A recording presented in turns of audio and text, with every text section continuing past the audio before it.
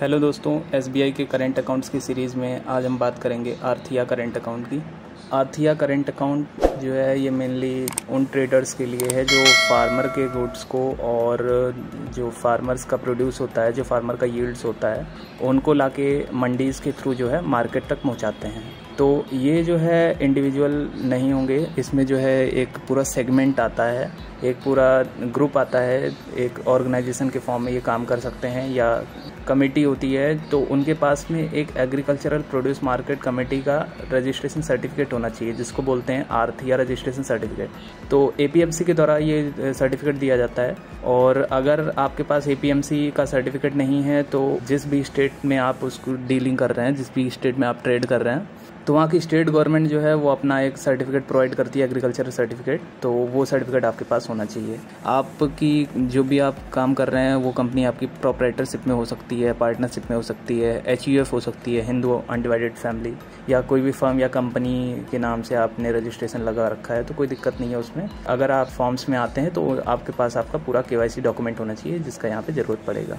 तो आप इस करेंट अकाउंट को फिर खुलवा सकते हैं। नेक्स्ट जो है इसमें मिनिमम अकाउंट बैलेंस जो है वो 10,000 होना चाहिए, ये मैंडेटरी है।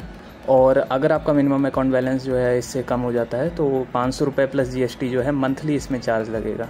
अब उसके बाद देखेंगे कि कैश डिपॉजिट लिमिट जो है वो 15 लाख रुपये मंथली है, और उसके ऊपर जाने पे आपको चार्ज देने पड़ेंगे। साथ में आपको 100 चेक लीव्स फ्री मिलती हैं मंथली, और उसके ऊपर जाने पे जो हमेशा लगता है वो RS3 दैट इज़ 3 रुपये जो है पर लीव आपके चेक का चार्ज देना होगा। नेक्स्ट जो है आप अगर NEFT या RTGS से कोई भी ट्रांजैक्शन करते हैं, पेमेंट करते हैं, तो उसमें नॉर्मल चार्जेस लगेंगे जो हर जगह लगते हैं। लेकिन आप अगर इंटरनेट और मोबाइल बैंकिंग के थ्रू कोई भी ट्रांजैक्शन या पेमेंट करते हैं तो उस केस में यहाँ पे कोई भी चार्ज नहीं है, वो कम्प्लीटली फ्री होगा। कैश पिकअप फैसिलिटी, आपकी लोकेशन से उठाएगा कैश और जो है एजेंसी वो ले जाके बैंक्स में डिपॉजिट करेगी, तो उसका नॉर्मल चार्ज लगेगा, और एजेंसी जो भी अपना चार्ज लगाती है वो नॉर्मल चार्जेस आपके ऊपर लगाएगी। नेक्स्ट जो है maximum cash deposit limit at non home, जहाँ की भी सिटी और स्टेट में आपका ब्रांच में खाता खुला हुआ है, उसके दूसरे स्टेट या दूसरे सिटी में आप जाके अगर कैश डिपॉजिट करते हैं तो उसके इसमें 2 लाख रुपए पर डे की इसमें लिमिट लगी हुई है कि वहाँ तक जो है आपको कोई चार्ज नहीं देना होगा। लेकिन अगर आप 2 लाख रुपए से ऊपर पेमेंट करते हैं, डिपॉजिट करते हैं, तो उसके इसमें आपको चार्जेस देने पड़ेंगे। आप देखेंगे चार्जेस की बात करें तो इसमें जो है cash withdrawal charges at home branch जो है अनलिमिटेड है और फ्री है।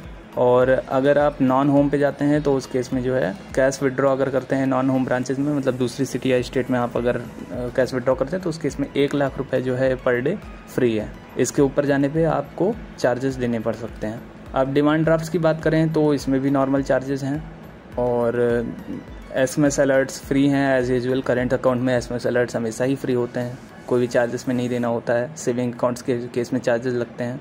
अब इसके बाद हम देखें तो अकाउंट जो मेंटेनेंस चार्जेस हैं ये एनुअल आपके लगते हैं। अकाउंट मेंटेनेंस चार्ज 500 रुपये प्लस GST लगेंगे, अकाउंट मेंटेन करने का चार्ज बैंक की तरफ से।